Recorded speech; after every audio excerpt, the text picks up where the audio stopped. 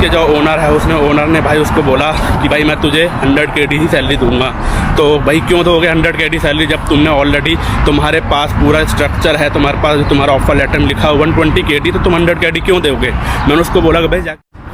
Hello everyone, welcome back to my channel. My name is Vipin Gujela और आज की जो वीडियो है बहुत ही स्पेशल वीडियो, जैसा कि जिनको नहीं पता उनके लिए बता देता हूँ कि कुवैत एनसाइक्लोपीडिया सीरीज़ मैंने स्टार्ट कर रखी है और हर संडे टू संडे ये वीडियो मैं लेके आता हूँ। तो आज ये कुवैत एनसाइक्लोपीडिया सीरीज़ की 3rd वीडियो है और मैं बहुत ज़्यादा एक्साइटेड, बहुत अच्छे व्यूज़ मिल रहे हैं, बहुत अच्छे कमेंट्स आ रहे हैं और आप सब लोगों के प्यार के लिए थैंक यू दिल से। और जिसको जो भी पूछना है यार कमेंट करो नीचे, जो भी कुछ है मैं बिल्कुल डेफिनेटली आप लोगों के लिए ही ये चैनल है। जिसको जो भी कुछ पूछना है तो प्लीज़ मुझे कमेंट करो, फॉलो मेरे इंस्टाग्राम, फेसबुक, एवरीवेयर। मैं डेफिनेटली रिप्लाई करता ही हूँ। चलो जो भी है तो वीडियो को स्टार्ट करते हैं। तो आज मैं आपको, जैसा कि मैंने लास्ट वीडियो में बताया था कि हम सारी HR इन्फॉर्मेशन पॉलिसीज़ वगैरह जो भी थी HR में हम गए और सब कुछ हम लोगों ने वहाँ पे मतलब सारे जो भी कागज़ कार्रवाई होती है, सब कुछ जो भी A to Z सारी चीज़ें होती हैं वो हमने ख़त्म कर दी थी। वो सेकंड वीडियो वहाँ पे एंड हुई थी। तो उसके बाद मैं आपको एक बोनस इन्फॉर्मेशन देना चाहता हूँ कि जैसे कि अगर मैं देखो अभी मेडिकल इंडस्ट्री की, जैसे कि अगर आप गल्फ़ में जाते हो तो आपको जैसे अपने इंडिया में पहले आपका मेडिकल होता है गल्फ़ आने से पहले, गमका का और जो भी प्री मेडिकल्स वगैरह होते हैं, ऐसे ही मेडिकल यहाँ पे भी होता है। जब आप यहाँ पे आ जाते हो ये इसलिए होता है ताकि कंपनी को पता रहे कि हाँ भाई आप बिल्कुल मेडिकली फ़िट हो। तो उस टाइप के मेडिकल्स होते हैं। आपका एक बलदिया कार्ड होता है। बलदिया जो होता है बहुत ज़रूरी होता है बिकॉज वो हाइजीन से पता लगता है कि आप कितने हाइजीन हो या नहीं, या कोई आपके बॉडी के अंदर कोई इश्यू तो नहीं है। तो उस टाइप के आपका मेडिकल 2 मेडिकल होते हैं। तो इसमें कोई घबराने की बात नहीं, नॉर्मल से मेडिकल होते हैं बट वो मेडिकल ज़रूरी होते हैं, तो उसमें कोई ऐसे घबराने की बात नहीं। और उसका पैसे आप कहीं देने की कोई ज़रूरत नहीं है। मैंने ऑलरेडी वो पहली वाली वीडियो में आपको बता ही दिया था। तो अभी हम पहली इन्फॉर्मेशन, जो पहला पॉइंट है उसकी बात करेंगे। पहली इन्फॉर्मेशन है कि देखो आपके सब कुछ मेडिकल वगैरह हो गया, सब कुछ हो चुका है और आपका आज पहला दिन है कंपनी में।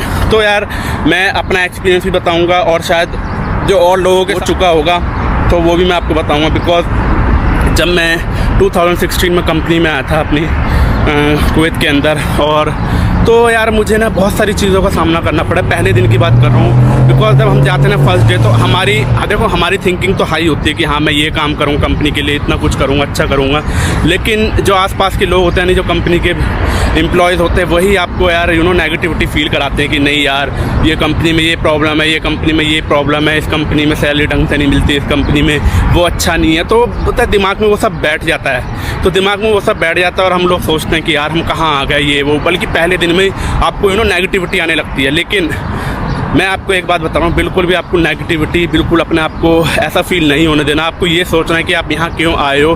देखो हर कंपनी में छोटे मोटे इश्यूज़ तो होते रहते हैं यार, ऐसी कोई बात नहीं है। लेकिन आप पहले कंपनी को देखिए, परखिए, अच्छे से जानिए उस कंपनी के बारे में। अपने आप को नेगेटिविटी बिल्कुल फील मत कराइए।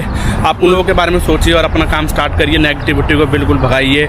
अपने घर वालों के, अपने परिवार वाले के बारे में सोचिए, अपनी जॉब स्टार्ट करिए। बिल्कुल भी घबराने की बात कुछ नहीं है। तो अब मैं सेकेंड पॉइंट बताऊँगा कि सेकेंड पॉइंट है आपको सैलरी स्ट्रक्चर। जो सैलरी स्ट्रक्चर मतलब किस हिसाब से गल्फ़ में सैलरी आपको मिलती है। जैसे कि पहले मैं बहरीन में था, तो बहरीन में मुझे जो है 15 डेज़ में सैलरी मिलती है, डिपेंड कंपनी टू कंपनी। और अभी मैं कुवैत में हूँ तो कुवैत में मुझे मतलब 1 महीने के बाद, मतलब जो 31 डेज़ के बाद जो सैलरी मिलती है सब लोगों को, तो सेम वैसी ही सैलरी मिलती है। और अब बात आती है 3rd पॉइंट की कि भाई सैलरी मिल गई, भाई अब सैलरी को हमें भेजना है घर। अब घर कैसे भेजेंगे, उसके लिए भी आपको घबराने की बिल्कुल भी बात नहीं है।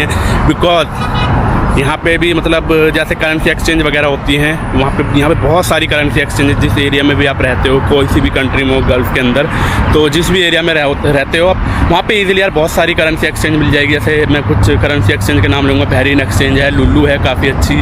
और एक चीज़ मैं बताना चाहूँगा कि आप लोग सोच रहे हो कि भाई सैलरी को कैसे ट्रांसफ़र करना है, क्या इशू है। तो भाई सैलरी के लिए भाई बात ये है, ऐसी है कि देखो चाहे आपकी सैलरी 1 लाख हो, 2 लाख हो, 3 लाख, 4 लाख, 50,000, 20,000, जितनी भी सैलरी हो, अगर आप उस सैलरी को एक बार भेजोगे, अगर एक अकाउंट में भेज रहे हो, चाहे वो इंडिया का अकाउंट है। पहली बात तो कुवैत जो है टैक्स फ्री कंट्री, मैं कुवैत की बात कर रहा हूँ। दुबई में तो टैक्स वगैरह है, जो भी है उसका इतना मालूम नहीं है, लेकिन कुवैत जो है टैक्स फ्री कंट्री, तो इसमें आपको कोई टैक्स, कोई पैसा कुछ नहीं कटेगा। मान लो कि 1 लाख रुपये आप भेज रहे हो, एग्जांपल के तौर पे बता रहा हूँ, 1 लाख रुपए आप अगर भेज रहे हो अपने इंडिया के अकाउंट में, तो आपका यहाँ से सिर्फ जो है करेंसी एक्सचेंज वाले 150 से 200 रुपये आपका एक बार वो चार्ज करेगी, चाहे आप कितना पैसा भेजो, कितना भी, चाहे वो 50,000 हो, चाहे 1 लाख, 2 लाख, 3 लाख या 4 लाख। तो आपका सिर्फ एक बार ही, अगर 2 अकाउंट में भेजोगे अलग अलग अकाउंट में, तो आपको फिर भाई उतना ही, जितना भी उनका रेट है, जितना वो उनका कमीशन होता, तो 2 बार आपको कमीशन देना पड़ेगा अगर 2 अकाउंट डिफरेंट अकाउंट में भेजोगे तो जो भी है वो, तो ये भाई सैलरी वैली भेज दी। फिर फोर्थ इशू, अब फोर्थ बताता हूँ आपका भाई कॉस्ट ऑफ लिविंग, यानी फूड वगैरह का कितना खर्चा आ जाता है। डिपेंड कि आपको कंपनी फूड प्रोवाइड कर रही है, जैसे कि कुछ कंपनी जो है फूड प्रोवाइड करती है, तो कंपनीज अगर फूड प्रोवाइड नहीं करती तो वो सैलरी में ऑलरेडी इंक्लूड होता है। जैसे 20 KD मैंने पिछली वाली वीडियोज़ में बता रखा है, फिर भी मैं इसमें भी कवर कर रहा हूँ ताकि आप लोगों को अच्छे से समझ आ जाए। और 20 KD 25 KD मतलब इंडिया के 5-6 हज़ार रुपये जो है वो देती है। और आप लोग सोच रहे हो भाई कितना खर्चा आ जाता है, तो 20-25 KD में आराम से आपका हो जाता है सब कुछ एक महीने का। बेटर रहेगा, पर्सनल सजेशन ये है कि जो भी अगर आपको कंपनी फूड प्रोवाइड नहीं कर रही, आप अगर रूम के अंदर बनाते हो अपने एकोमोडेशन में, तो किसी के साथ शेयर करोगे तो बहुत ज़्यादा बेस्ट रहेगा आपका और कम खर्चा होगा। अब आती है भाई योर कॉस्ट ऑफ लिविंग, अब आता है आपका फिफ्थ है कि योर राइट्स। यार मेरे अभी जस्ट मैंने 2-3 दिन पहले मैं कुछ बंदों से मिला था, मुझे बहुत दुख हुआ उस वक्त उनकी बातों को सुन के, लेकिन मैंने उन लोगों को पर्सनल सजेशन दिया और बहुत अच्छा सजेशन दिया। अब देखते हैं कि वो लोग, क्योंकि देखो यार यहाँ पे भी गल्फ़ में अगर कोई मेरे से कुछ पूछता है, कोई कहीं पर भी कुछ इशू, अगर कोई कुवैत में रह रहा है, कहीं पे भी रह रहा है, और अगर मेरे से अगर आप पूछोगे, कमेंट करोगे, तो मैं क्या पता शायद आप लोगों की हेल्प करूँ, कुछ बता पाऊँ आप लोगों के लिए। अगर आपको कुछ इशू हो रहा है किसी भी चीज़ से रिलेटेड, सैलरी, जॉब से लेके, तो मैं ये बताऊंगा कि उन लोगों के साथ देखो, पहली बात तो आपको अपने अधिकार पता होने चाहिए, आपके अपने राइट्स पता होने चाहिए।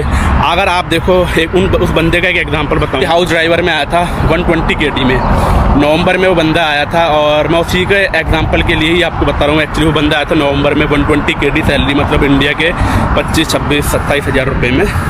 तो उसके बाद क्या हुआ, उसको जो सैलरी मिलने के टाइम पे उसके जो ओनर है, ओनर ने भाई उसको बोला कि भाई मैं तुझे 100 KD ही सैलरी दूंगा। तो भाई क्यों दोगे 100 KD सैलरी जब तुमने ऑलरेडी, तुम्हारे पास पूरा स्ट्रक्चर है, तुम्हारे पास तुम्हारा ऑफर लेटर में लिखा 120 KD, तो तुम 100 KD क्यों दोगे?